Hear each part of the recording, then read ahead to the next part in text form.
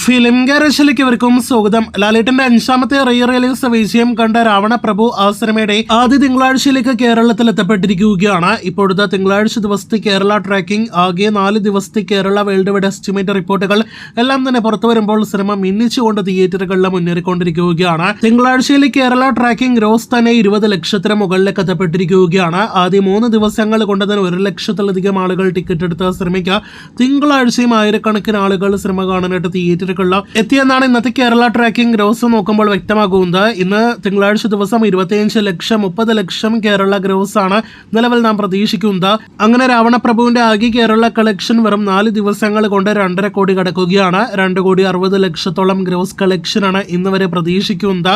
ഇതിനിടയിൽ മറ്റ് 4 ലാലേട്ടൻ re release സിനിമകളുടെ ഇതുപോലെ തന്നെ രാവണപ്രഭുവിന്റെയും കേരള ഷെയർ അങ്ങനെ 1 കോടി കടന്നിരിക്കുകയാണ്.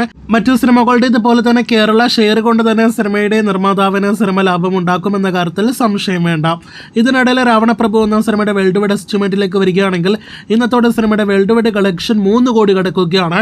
3 കോടി 10 ലക്ഷത്തോളം വേൾഡ് വൈഡ് ഗ്രോസ് ആണ് 4 ദിവസത്തെ രാവണപ്രഭു 4K കളക്ഷനായിട്ട് പ്രതീക്ഷിക്കുന്നത്.